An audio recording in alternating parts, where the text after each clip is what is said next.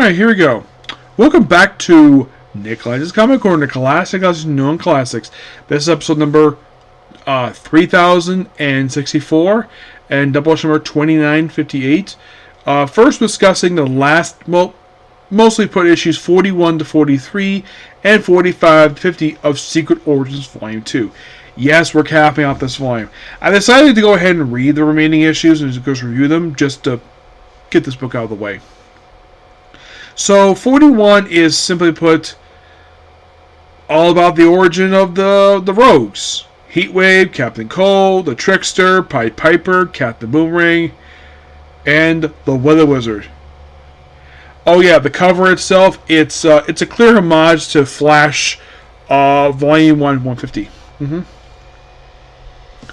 it's mostly written by Dan Mushkin and Gary Cohn. Yeah, it's pretty much basically also have a counter here with Gorilla Grodd. It's an excellent issue. I love this book. It's amazing.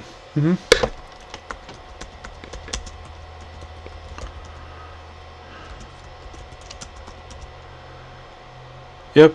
So, what about the remaining issues? Well,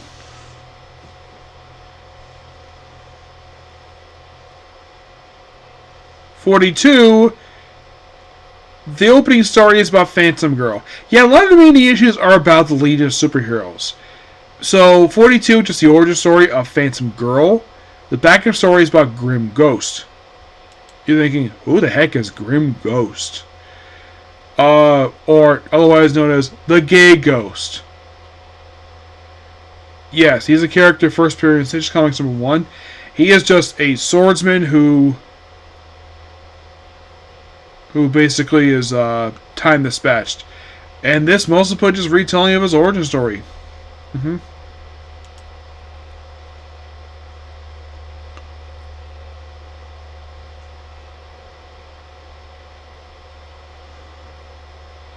Yeah, Charles Collins, he basically died in his debut appearance.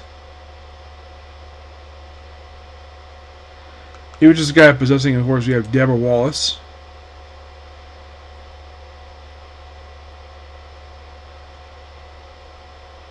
Yeah, where the one basically here just a descendant of the original one. Yeah, just retelling of that, and that one is done by Roy Thomas, obviously, with Mike Barr in the artwork. Dave Cockrum does the Fangirlish story. That was really good. With Tom Bergman and Mary Bergman on the writing here. 43 is just a retelling of Hawk and Dove, with Barbara and Carl Ketzel and John Couch. Now, when they started basically doing the flashback for Hawk and Dove, the original ones, the artist draws it like Steve Ditko for some reason, and it's mostly just retelling of the origin story from Showcase 75, and plus they included in here a little bit of like Hawk and Dove Volume number 1, even though that came out not long before this. You could say this book was just this first story, which is a backup to the Hawk and Dove ongoing series. It did have 2 backup stories. One is about Cave Carson, just to bring in the modern day, where he fights Nazis, and someone named Chris KL99. He has some strange adventures. He is just a guy who appears in this very issue. It's a sci-fi. He's a sci-fi character. The DC probably decided to include it here because they felt like it. And here's the weird thing. He debuted back in issue 1 for Strange Adventures. Yes, he's the original character for that book. Now, Cave Carson is done by Bob Wayne and Tim Truman, who also is the inky for the story. Saga of Chris Kale 99. You have Joe Cabrioli, who took over briefly for Jerry Conway on Firestorm, and John Workman. 44, I'm skipping out because this was actually discussed in the whole thing with this one is that this was collected in one of the Batman Cape Crusader books. I think it was. Yes, it was actually in Batman Clayface, which I collected in one of the other ones. It's just the origin story of. It's just basically just a prologue to Mudpack. Now, 45 is basically all about Blackhawk. Well, at one point in the story, he's called a communist. So I think he's Polish. It's by Marian Parisi, which I think this was the guy who was writing the ongoing. This was the guy who was writing the Black Hawk comic this period of time. So it's just show off all the characters here, and we have basically a guy named High and Mighty Hightower, who didn't like him at all. He's from the original book, and this is basically him in the book in flashback. You have a camera by Wolfgang Topol, who actually made his first post-crisis appearance in this very book. They also have Wang Chop Chop, which the way he's drawn here is better than the way he was depicted in the original Golden Age, where he wore this weird outfit, he had buck teeth, and his skin was yellow. When DC got him, they kept him in the outfit, but they changed the look because even they realized it was racist. That's Quality Comics for you. That was books that, of course.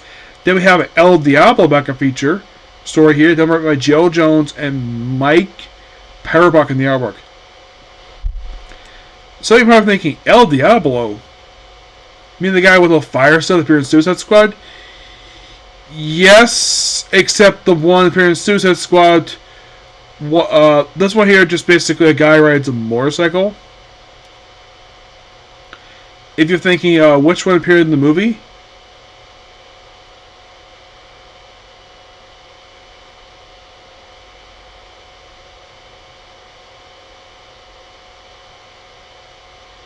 It was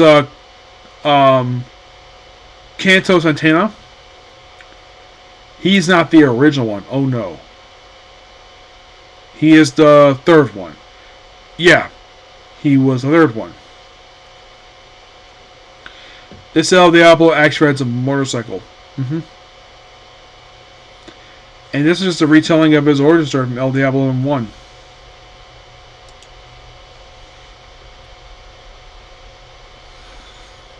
Think of him as modern day Zorro. That's mostly put exactly what the character is. Except for his motorcycle instead of riding a horse.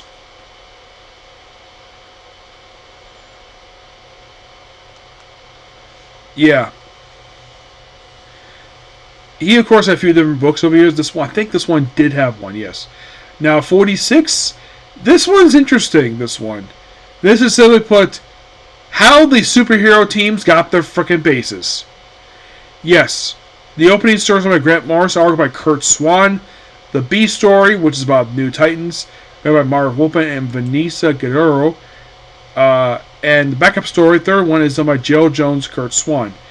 Mostly put, in the case of the opening story, it is the origin story of the Secret Sanctuary, the original base operations for the Justice League back in the 60s. That's really the point of the one. The second story is basically the origin of Titan's Tower, because if you read the original story, it just randomly popped up out of nowhere. This book actually showed under construction, and the fact that also Silas Stone, Cyborg's father, was dying in the issue, and this is set before New Titans number 1. Excuse me, New Teen Titans number 1. That's when this story is set, because chronologically between DC Comics Presents number 26, which has the preview of the story, and then New Teen Titans number 1, this story is set before that story. It's basically showing the building construction, all the stuff we see in the tower that apparently kept secrets. Now, in the case of the third story, this one's interesting to say the least,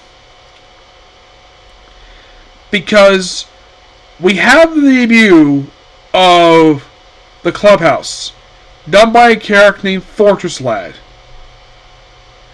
Yes, who looks suspiciously like an upside-down rocket. Yes, so this story is kind of how the Legion got their base operation, because if you read the opening story, like, we have this upside-down rocket that the original story never explained what the heck this thing came from. They just have it. And this story explains that apparently that this was actually a rejected Legionnaire who protected them from someone trying to murder the founding members, and he just sacrificed himself to form their HQ, which they used for a long time. It's a bit gross the fact they actually use someone's body as their base, but that's kind of what happened here. He's so basically they completely forgot. And plus, we have the first appearance of Arm Fall Out Boy. Well, post-crisis version. This is the first appearance of the guy. Yes, those of you curious, like, wait, Arm Fall Out Boy? Yes, I do know about the fact that Nathan Fillion played this guy in the Suicide Squad. Yeah, except his arms moving around that one.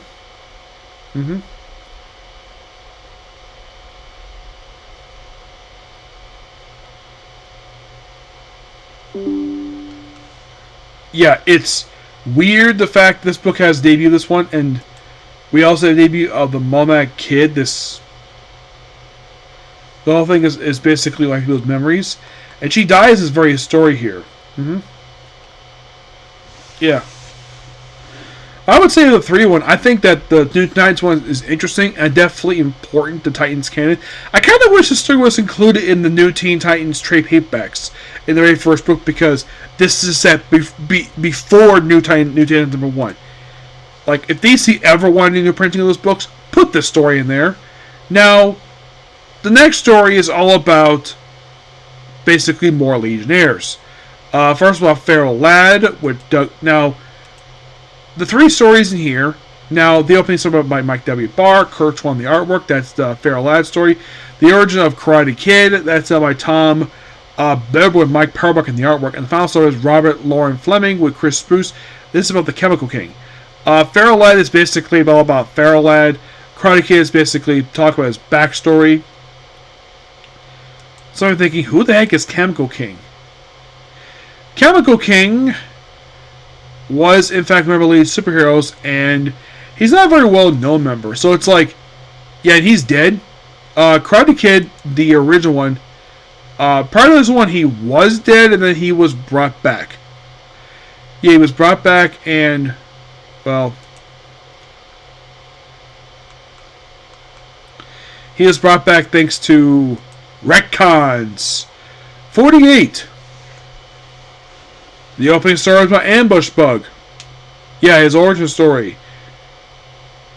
And yes, the story is written by one of his co-creators, Keith Giffen. Robert Lauren Fleming does the co-writing here, with, of course, Keith Giffen the artwork. This book's got 4 stories, and we also have Stanley and His Monster, written by Phil Gullo. So many people are thinking, Nick, what the heck is Stanley and His Monster? Well, this will be a concept re-explored in the opening story arc of Kevin Smith's run for Green Arrow. And just a kid with a monster. Yeah. And did you know they actually had their own book? Oh, yeah. They did. It just notes Golden Age concept, and then we have the return of Rex the Wonder Dog. Yes, seriously.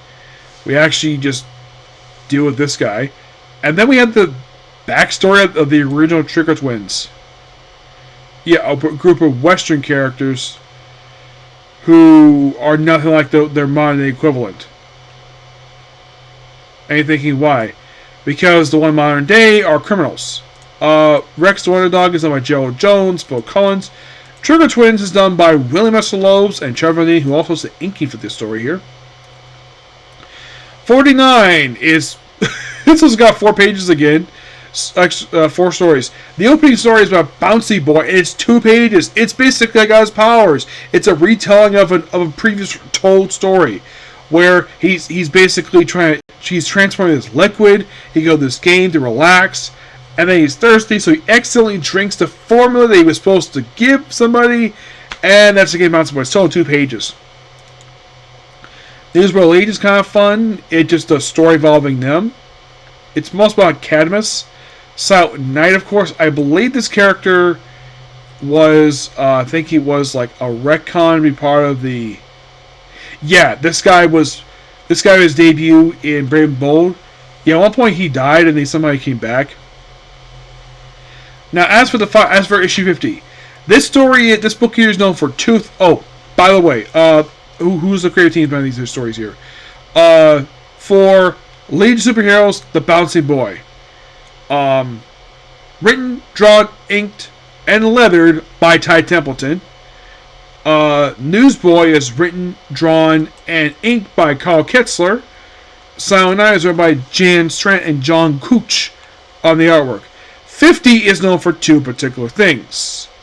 It is known for being the final issue of this volume and the death of the original Black Canary. So we have 6 stories in this final one. 6. We have Batman and Robin Glimpse, which is a text story, just recapping a little bit of history. Flash 2 Worlds, which is just a retelling of Flash 123. We also have Johnny Thunder, Featherhead, Dolphin Reflections of a Deep Fantasy. I think it's just a retelling of an old Dolphin story. Black Canary Finished Business basically was the story where the original Black Canary dies, and the Spectre takes her spirit away. And the Starling Secret of the Space Museum. The Glimpse Batman and Robin. This is all about Dick Grayson. This is written by Daniel and the art by George Perez. I don't know if at any other time these two ever worked together in a comic, but this is one time that they did work together. Flash 2 Worlds, written by Grant Morrison, who will actually later write the Flashback briefly. I have Mike Perger on the artwork. Jonathan Featherhead is by Elias Migg and Alan Weiss on the artwork. Dolphin is Richard Burning and Steve Boone, the artwork, who does writing here. And Steve does artwork. Alan Bennett does the Black Canary story for writing-wise, and Joe Saint does the artwork. The Starling Secret Space Museum is written by Carmen Fantino, he's drawn by him, and Joe Jones the artwork. Yeah. John Hunter, it's basically retelling of his origin story. I think it's like a retelling of his debut back in All American Comics in 100. Mm-hmm.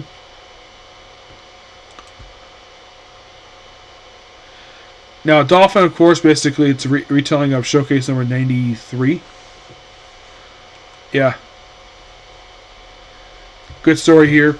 Black Canary, it's something that we get a flashback, the whole thing about retelling about the original Black Canary's backstory.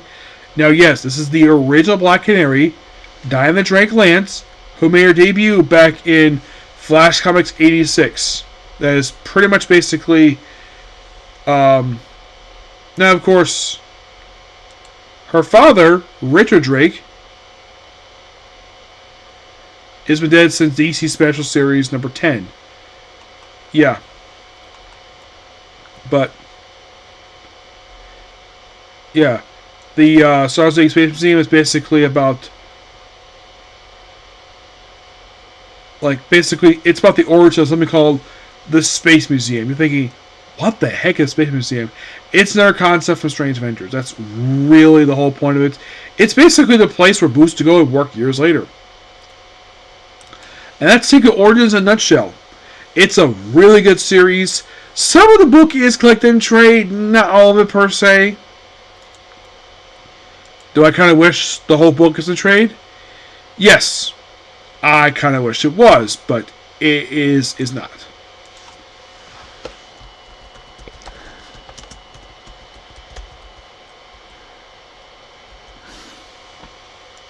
Now, there is a Volume 2, which that's fully in trade. Volume 1 is not. So, here's what is in trade. Now, Secret Wars number 2, the B story for that one, the Blue Beetle story from Secret Wars number 2, that's in trade. Issue number 6, basically about Batman's backstory, that's in trade. That's been collected twice. Last Days JSA, this collected several stories. Mostly a lot of JSA characters. It's supposed to put all their stories here. It's number 7, number 9, number 11, 13, 15, 16, 18, 20, 24, 25, 31. Yeah, it includes all their stories. I think 31 was the only full story. Everyone was basically partial stories. Issue 10 of Secret Wars was collected in the Fan Adventure Omnibus, along with a couple of stories in that one were collected in Tubman books. 13 was collected in Old Friends, New Enemies. Trial by Fire. Suicide Trial by Fire collected Suicide Squad 14, the Suicide Squad story. Dead Man Omnibus collected Secret Wars 15, the whole Dead Man story. New Patrol is from just basically the Annie, which I've discussed previously. Flash Celebration 75 Years. This was collecting the Flash story from probably the whole thing of one of the stories from Secret Wars in number 2. 33 collected the 3-part feature I discussed on the previous video. 33, 34, 33, 35. JLA International Volume, Omnibus Volume 3. Neil Gaiman, DC Universe by Neil Gaiman, issue 36, Pavane and Secret Origin Special. Green Alamo Hunters collects the 38 issue, which I love the fact they collect it. Ant-Man, they collect the issue 39, his story. J.L. Grant Morrison, that's the issue 46. 48, of course, was collected in Showcase Presents and Book Bug. And the final issue, Unfinished Business. So that's Tales of Batman by Alan Barnett. I think that's the Black Canary story. Yes. Yeah, the Black Canary story is collected there. But so some of the series in trade, not all of it. If you wonder about the first volume was a reprint series. That's really the whole point. That's really what it was. Of course, DC did bring it back. It was a very interesting concept. It's a similar thing, just basically telling origin stories of the similar characters that Volume 3 did. But this is the end of Volume 2. The volume people probably do know of. I do recommend checking these books down because these books are really good. This is one of the books published by DC Comics that never put out a bad issue in this entire run. Next up we have is Valor, issues 11 and 19. We have a brand new writer, Robert Lynn Fleming, has left the book, and the rest of the book is by Mark Waid. Now, issue 11 is just a standalone issue, while issues 12 to 17 is part of this DOA storyline.